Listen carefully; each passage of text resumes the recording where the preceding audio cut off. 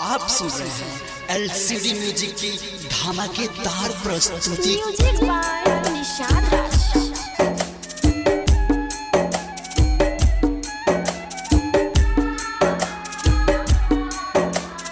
आप सुन रहे हैं अमित अर्शन की आवाज में।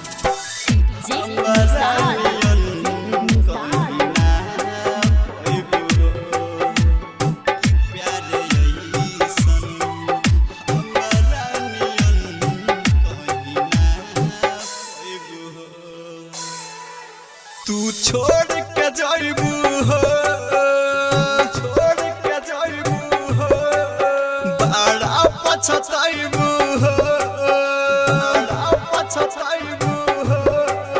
तू छोड़ के जाइबू हो, बड़ा पछताइबू हो। ए जन हो के जुदा हमसे कहीं चैन न पाइबू हो। कि प्यार ऐसन, कि प्यार ऐसन हमारा नियम कहीं ना पाइबू हो। कि प्यार ऐसन हमारा नियम कहीं ना पाइबू हो।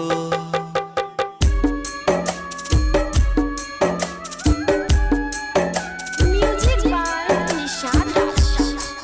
Bhagwati recording studio Narkatiaganj.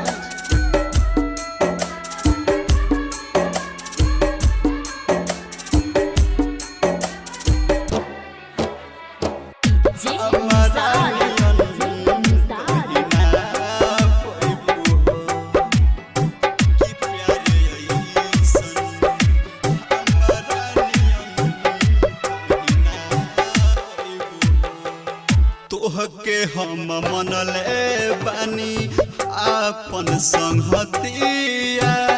जान बन के बसल बाड़ू दिल के भीतरिया, दिल के भीतरिया। हमारा से सहला नहीं जाई तोर जुदाई। कबहू न करिहा जानू हमसे बेवफाई, हमसे बेवफाई। हम राजा तू मोर रानी, दिल तोड़ी हो ना दिल जानी। हम राजा तू मोर रानी, दिल तोड़ी हो ना दिल जानी। तू हो के जुदा हमसे कहीं जी नहीं पाइबू हो। कि प्यार ऐसन हमारा नियन कहीं ना पाइबू हो। कि प्यार ऐसन हमारा नियन कहीं ना पाइबू हो। म्यूजिक बाय निशाद राज। आप सुन रहे हैं एलसीडी म्यूजिक की धमाकेदार प्रस्तुति।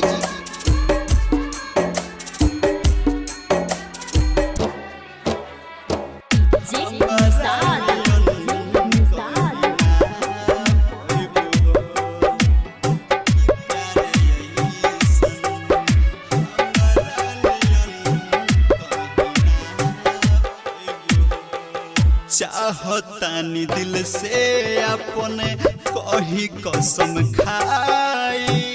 तोहरा बिना तोहर दीवाना साचो मर जाई, साचो मर जाई। तोहरा सिवा कुछो नहीं हमारा के भावे। हर घड़ी जोहतानी तोहरे ही राहे, तोहरे ही राहे। कोहे राइटर जैसी बतिया रच रच के लिखल गीतिया।